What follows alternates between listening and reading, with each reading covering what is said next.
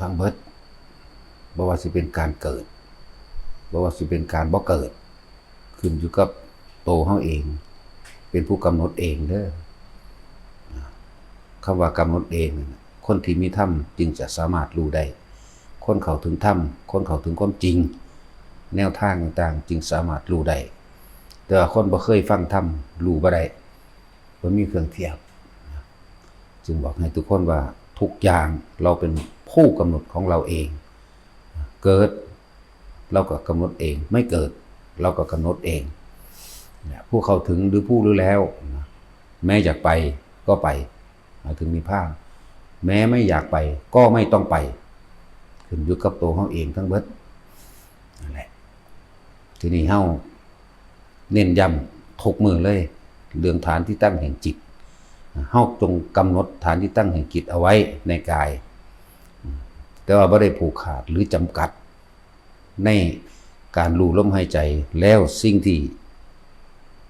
เหนือลมหายใจไปอีกหมายถึงต่อจากลมหายใจเฮากำหนดลมหายใจเขาออกโดยบริกรรมพุทโธก็ได้อีกอย่างก็ได้แต่ว่าเฮาสิสร้างฐานที่ตั้งแห่งจิตนะเอาฐานที่ตั้งไว้ตรงกลางระหว่างคิ้วหรือหน้าผากนี่เมื่อคนเฮ็ดเป็นแล้วหมายถึงพื้นฐานเป็นแล้วปัฐมฌานกับพื้นฐานรู้ลมหายใจเข้าออก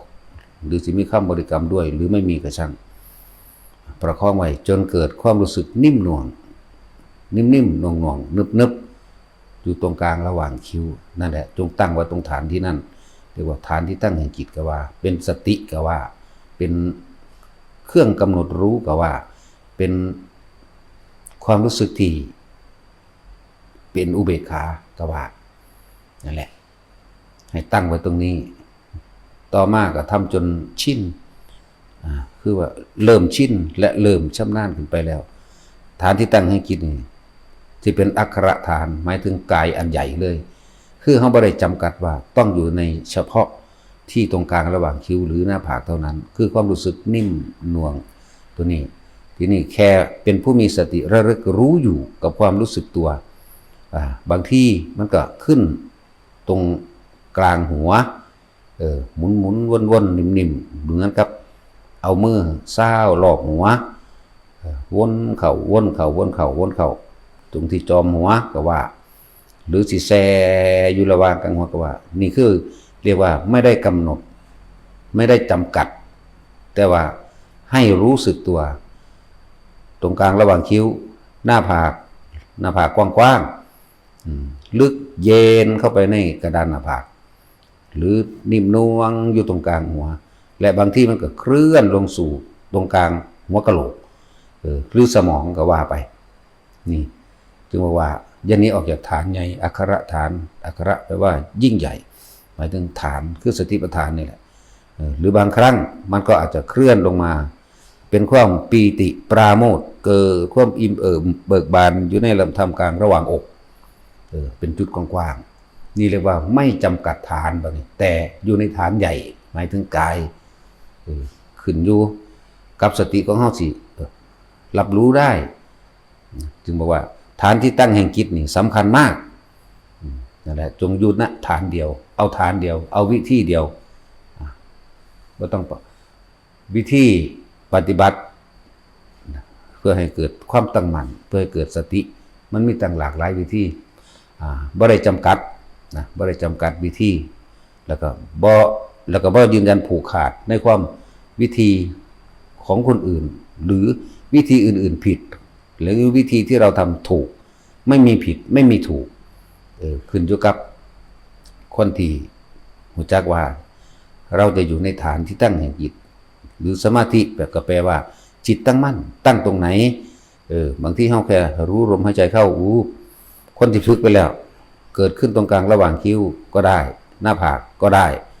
หรือบางครั้งก็หน้าตึงไปด้วยก็รู้ก็ให้รู้เดี๋ยวมันจะเคลื่อนขึ้นไปตรงกลางระหว่างหัวก็รู้หรือมันเคลื่อนลงมาตรงกลางระหว่างหน้าอกท่ามกลางระหว่างหน้าอกก็รู้ที่นี่ถ้ามันคิดไปถึงคนอื่นบุคคลอื่นสัตว์อื่นเรื่องเล่าต่างๆนานาสารพัด ให้เอาความรู้สึกตัวเป็นตัวยืนยันเป็นตัวรับประกันว่าความรู้สึกของเราไม่ไปเกิดความพอใจกับไม่พอใจกับบุคคลที่มันคิดขึ้นมาบุคคลสัตว์สิ่งของความรู้สึกนี้ถ้าไม่ออกจากกายเป็นอุเบกขาเหมือนเดิมและมันสิลึกเข้าไปตรงที่ว่าคำว่าสติบริบูรณ์สติสมบูรณ์มันเป็นแบบใดก็เหมือนตัวนี้สิเป็นตัวเหมือนดุจดังว่าตัวกำหนดรู้หรือเป็นตัวผู้รู้ก็ว่าแต่ว่ารู้สึกตัวว่าความรู้สึกยังอยู่ในกายหรืออันหนึ่งมันจะรู้ความคิดที่มันคิดไปอันหนึ่งรู้ร่างกายแต่ผู้รู้นั่นนะเหมือนกับเป็นตัวสติที่สมบูรณ์สติวิริโยเป็นสติที่สมบูรณ์คล่องแคล่วว่องไวในการรู้สึกตัวก็รู้ความคิดก็รู้แต่ตัวรู้นั่นบ่รู้ว่าอยู่ไหนแต่ว่าก็รู้สึกในตัวเขาเองรู้สึกตัวตรงฐานตรงกลางระหว่างคิ้วรู้สึกตัวตรงระหว่างหัวรู้สึกตัวตรงระหว่างการสมองที่พูดถึงนี่บ่แม่นว่ามันเคลื่อนเร็วๆเด้แล้วแต่มันจะแช่อยู่นะจุดใดจุดหนึ่งบ่แม่นปุ๊บไปแบบนี้เด้อบางครั้งก็อิ่มเอิบเบิกบานปิติปราโมทย์ปัสสติผ่อนคลายจิตตั้งมั่นแค่มันแค่รู้ความรู้สึกตัวในกายก็รู้ความคิดก็รู้พูดกับใครเรื่องใดก็รู้แต่ความรู้สึกมั่นคงตั้งมั่นอยู่ที่ถ้ามันต้องตั้งมั่นอยู่ตรงกลางระหว่างอกคือความรู้สึกเนี่ยก็รู้ว่าตรงกลางระหว่างอกอย่าไปบังคับอย่าไปกำหนดนั่นคือจิตเขาจะเป็นเองมันเป็นเองนี่ก็หมายถึงเริ่มจากการฝึกของเขาเองนั่นแหละหรือมันจะน่วงตรงกลางระหว่างกระดานหน้าผากเย็นลิ่มลึกอาจจะมีความชานิดน้อยกระช่างแต่ก็ให้รู้บางที่มันก็ขึ้นไปบนหัวเหนือบหนาหมุนเหมือนเอามือเศร้าหัวเขาเนี่ยหมุนบางที่ก็เหมือนกับล่มเป่าก็ให้รู้นี่แหละคือรู้แบบนี้รู้สึกตัวแบบนี้ส่วนความคิดหรือคำพูดเวลาเราคุยกันกับไพ่ก็แล้วแต่เรื่องใดก็ช่างมีการหัวเราะมีการพูดหยอกล้อมีการเล่นมีการอย่างไรแต่ความรู้สึกตัวยังอยู่นี่แต่ความรู้สึกตัวรู้สึกตรงกลางหน้าผากกระช่างกลางหัวกระช่างแต่ความรู้สึกตัวยังอยู่ไอ้ที่คิดก็คิดไปคุยไปหยอกล้อกันไปหัวเราะล่าเริงกันไปแต่ความรู้สึกตัวไม่ออกจากตัวนี้ถ้าตัวนี้ออกเมื่อไหร่ให้ดึงกลับมาทันทีบันไดมันคือลมหายใจนั่นแหละหรือมันจะมีการใส่เหตุผลเหมือนทะเลาะทุ่มเถียงแต่ความรู้สึกตัวก็รู้พวกนี้สิมีสิ่งนี้ควรสิ่งนี้ไม่ควร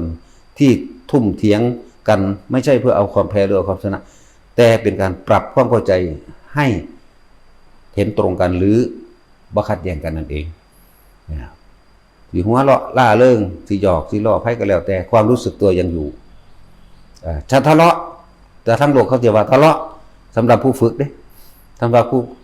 ผู้จับจุดได้แล้วนะแต่ไม่ใช่ทะเลาะเป็นการให้เหตุผลซึ่งกันและกันอันนี้เน้นย้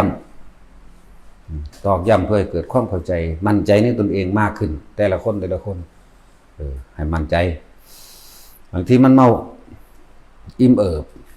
หน่วงตรงกลางระหว่างท่ามกลางอกแม้นจะเดินอยู่ยืนอยู่นั่งอยู่นอนอยู่ได้ทั้งนั้นแม้นความคิดจะผุดขึ้นเนี่ย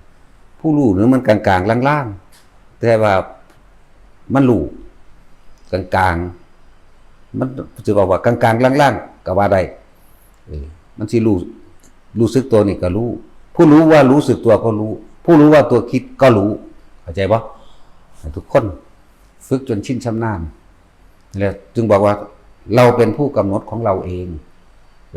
จะเกิดหรือไม่เกิดก็ขึ้นอยู่ที่ตัวเราเองไม่มีใครมากำหนดให้แล้วว่าต้องไปการอยู่ร่วมกันไม่จำเป็นต้องไปสังเกตผู้อื่นหรอกสังเกตความรู้สึกตัวเองสติเฮาดีบ่สติระลึกรู้ไหมว่าตัวเองยังรู้สึกอยู่ในตัวเองสติยังรู้ไหมว่าความคิดไปหรือจะคิดเว้ากันเรื่องนั้นเรื่องนี้เป็นธรรมดาแต่ความรู้สึกตัวเป็นกลางๆสติมันบริบูรณ์นี่เอิ้นว่าสติ อันนี้ตัวสติบริบูรณ์ตัวสติแบบนึกได้ก็อย่างหนึ่งเด้ก็อย่างหนึ่งแต่ว่าตัวสติบริบูรณ์รู้สึกตัวตลอดเพราะว่าจะรู้โดยเอาฐานที่ตั้งแห่งกายเฮาเนี่ยเป็นอัคระฐานใหญ่คือสติปัฏฐานของเฮาเองกายเวทนาในเวทนากายนี่จุดรวมใหญ่กายในกายเวทนาในเวทนาหรืออื่นเป็นกายในกายกับเวทนาในเวทนาเป็นความรู้สึกตัวที่นิ่มนวลเป็นความรู้สึกตัวที่อิ่มเอิบเบิกบานในท่ามกลางอกหน้าผากกระดานหน้าผากหรือหัวนี่ส่วนความคิดมันสิเกิดมันสิพูดมันสิคิดเรื่องใดตัวสติน่ะรู้ว่ามันคิดแล้วก็ตัวยืนยันตัวเองตัวรับประกันตัวเองคือรู้สึกตัวไปพร้อมเหมือน3ตัวเข้าใจป่ะเหมือน3ตัวตัวหนึ่งเป็นผู้คิดผู้คิดมันก็คิดไปของมันตัวหนึ่งเป็นตัวรู้สึกตัวอีกตัวหนึ่งคือรู้ตัวรู้สึกว่ารู้ตัวก็ว่าหรือว่ารู้ว่าความรู้สึกอยู่ในกายรู้ว่าคิดหรือว่าพูดหรือว่านึกรู้ว่าคุยกับคนนั้นคนนี้เฮ็ดอยู่แค่นี้นั่นแหละคำว่าบรรลุสตินั่นเป็นผู้มีสติบริบูรณ์เป็นผู้มีสติสมบูรณ์นะมันจะรู้ทันความคิดทั้งเบิดความคิดก็ถูกรู้ก็ว่าแต่ว่ามันสิบ่ปรุงแต่งในความอยากได้หรืออยากเป็นใดๆทั้งสิ้นบรรลุคือบ่อยากเป็นหยังบ่อยากได้หยังพร้อมมันท่านเบิดหลักทุกสิ่งทุกอย่างเพราะทุกคนผ่านชีวิตมานี่หามามากแล้วความร่ำรวยก็ดีหามามากเลยสื่อเสียงเงินทองแต่ก็แค่นั้นแหละหามาสุดท้ายก็ต้องตายก็เลยบอกว่าบ่ต้องอยากได้หยังฤทธิ์เดชอภิญญาบ่จำเป็นของแถมของเล่นพวกนั้นหูทิพตาทิพหรือเห็นสิ่งแปลกประหลาดต่างๆของแถมเขาบ่เอาของแถมเป็นจังซั่นบ่ต้องไปสนใจตัวนั้นสนใจตัวรู้สึกตัวผู้รู้สึกตัวผู้รู้ความคิดตัวเองด้วยเหมือนกับ3ตัวอันนี้แยกความละเอียดให้ฟังความคิดเราก็รู้แต่ตัวความคิดก็ได้ถูกรู้เราจะบ่มีอารมณ์ไปกับสิ่งที่คิดหรือเราจะไม่มีอารมณ์ไปกับบุคคลที่เราสนทนาด้วยพูดคุยเรื่องอะไรก็แล้วแต่รู้สึกตัวแม้มีเสียงเพลงเกิดขึ้นเสียงอึกกระทึกกึกโคมรู้มันสิบ่รำคาญมันสิบ่อยากไล่เรียกว่ารำคาญอยากไล่นี่แปลว่ารำคาญมันจะไม่รำคาญมันจะบ่สงสัยมันจะบ่อย่างเลยแค่รู้ว่าเสียงนั้นเป็นเพลงไทยเพลงฝรั่งหมอลองบะล่ำแต่ความรู้สึกตัวก็มีอยู่แต่มันก็รู้เนื้อหาของเพลงไปพร้อมกันได้หรือเขาคุยกันเรื่องใดก็ตามเฮาก็รู้ตามเนื้อเรื่องของที่เขาคุยแต่เราก็รู้สึกตัวเหมือนเดิมเนี่ยมันเหมือนกับผู้รู้นี่อยู่ตรงกลางระหว่างสติบริบูรณ์สติสมบูรณ์สติผู้รู้พุทโธพุทธะอันเดียวกันมันคือรู้อยู่ของมันสั่นเป็นแค่สื่อมันสื่อมันที่เฮานำขึ้นมาสมมุติเพื่อให้เข้าใจซื่อๆเด้นั่นแหละทุกคนสังเกตอยู่นี่สังเกตความรู้สึกตัวสังเกตตัวสิกขติตัวศึกษาตัวสติอันเดียวกันสังเกตความรู้สึกตัวใช่ว่าสังเกตความคิดไปแต่มันบริบูรณ์เต็มที่ของมันแล้วมันก็สิเข้าใจเองหรอกบุคคลผู้กระทำนั่นแหละจะรู้ได้ไม่ต้องสงสัยเอาความรู้สึกตัวรับประกันไว้ถ้าสงสัยอะไรเมื่อไหร่รีบกลับมาจะไปหาคำตอบนั่นแหละคือกลล่วงของอภิสังขารกลล่วงถูกไหมอันนั้นอันนี้ไหมถ้าเขาจะว่าไม่ผิดไม่ถูกแต่ขอให้รู้สึกตัวเข้าไว้เอาลมหายใจเป็นบันไดเอาลมหายใจเป็นสะพานเวลาที่หลวงพ่อบอกว่าเกิดอะไรขึ้นโดนรีบกลับมาสู่ลมหายใจทันทีแค่ก้มลงก็ได้มันบ่ได้ยากคนที่ฝึกไปแล้วยังก้มเป็นโลดทีนี้บ่ก้มก็ได้บัดนี้ถ้ามันฝึกดีแล้วนะทุกคนทุกอย่างเราเป็นผู้กำหนดของเราเองถ้าเขาถึงตรงนี้ได้แล้วแม้อยากไปก็ไปแม้ไม่อยากไปก็ไม่ต้องไปนั่นแหละเพราะ